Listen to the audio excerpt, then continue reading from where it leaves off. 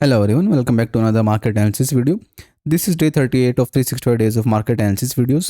तो चलिए समझेंगे कि किस तरीके से आज मार्केट ने मूव किया एंड किस तरीके से जो है हमने प्लानिंग करी थी।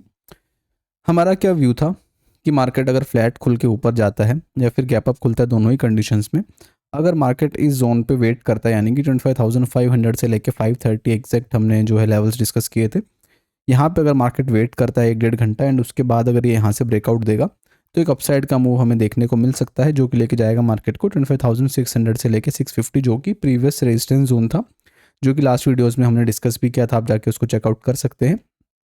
तो ये कुछ हमारा प्लान था कि यहाँ पे हम लोग जो है बाइंग का प्लान करेंगे एंड सेलिंग के लिए हमने प्लान किया था कि फ्लैट खुल के अगर नीचे ब्रेकडाउन देगा 25,430 420 के लेवल्स को, तो हमारा ये प्लान था कि यहाँ पे हम लोग जो है सेलिंग के लिए जा सकते हैं, राइट। तो अब हुआ क्या मार्केट में, देखिए काफ़ी इंटरेस्टिंग लर्निंग रहेंगी आज की वीडियो में, तो आप पूरा देखिएगा इसको। देखिए हम समझेंगे यहाँ पे मार्केट खुला फ्लैट एग्जैक्टली रेजिस्टेंस जोन पे, जहाँ पे हमने प्लान किया था कि इसके ब्रेकआउट पे हम लोग बाइंग करेंगे, ठीक है। अब हुआ क्या मार्केट में, यहाँ से लेके यहाँ तक गैप अप में खुला मार्केट। पहली कैंडल में कंटिन्यूस ब्रेकआउट दिया मार्केट ने, उसके बाद एक होल्ड कैंडल दी, यहाँ पे फिर से ब्रेकआउट दिया, ठीक है, वेल एंड गुड। बहुत अच्छे टारगेट्स यहाँ पे देखने को भी मिले जिसने अर्ली एंट्री बनाई होगी यहाँ कहीं पर, ठीक है। अब उसके बाद क्या होता है ना, देखिए अब दो चीज़ें यहाँ पे मैं आपको बताता हूँ। पहली चीज़ तो ये, जब मार्केट रेजिस्टेंस से पहले साइडवेज जाके टाइम स्पेंड करता है, वहाँ पे क्या पता चलता है हमें कि बायर्स की स्ट्रेंथ, यानी कि किसी भी रेजिस्टेंस को या फिर सपोर्ट को जब ब्रेकआउट या ब्रेकडाउन देता है मार्केट, तो उसको टाइम चाहिए बायर्स या फिर सेलर्स को एक्यूमुलेट करने का कि ज़्यादा से ज़्यादा बाइंग और सेलिंग हो। उसके बाद जब वो मूव करता है तो एक स्ट्रॉन्ग मूव और एक सस्टेनेबल मूव यहाँ पे हमें देखने को मिलता है, ठीक है।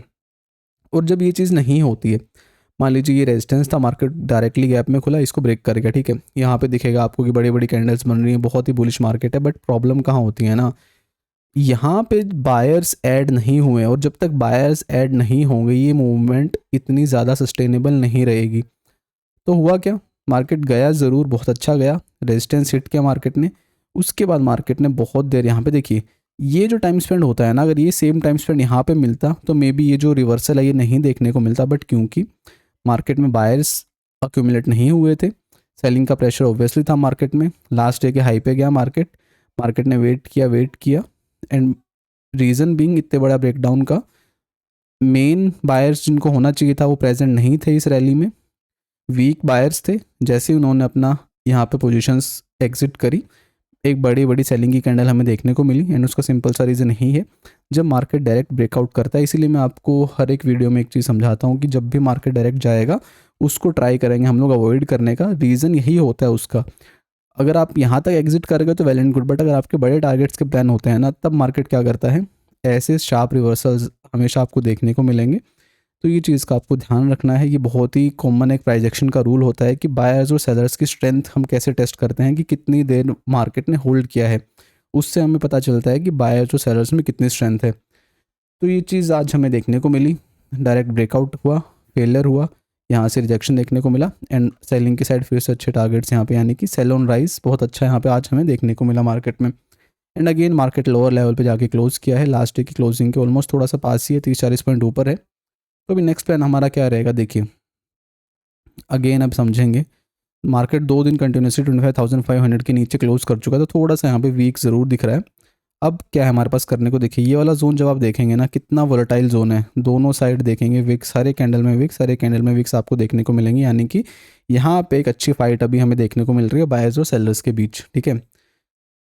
तो अब मेन प्लान हमारा क्या रहेगा, देखिए अगर मार्केट फ्लैट खुल रहा है, फ्लैट खुलने के बाद अगर मार्केट नीचे जाता है 25,420 को अगर ये ब्रेक डाउन देता है, तो डेफिनेटली यहाँ पे हम लोग इसको सेलिंग करना प्रेफर करेंगे। हमारे टारगेट्स निकल के आएंगे 25,350 300 के आसपास, ठीक है।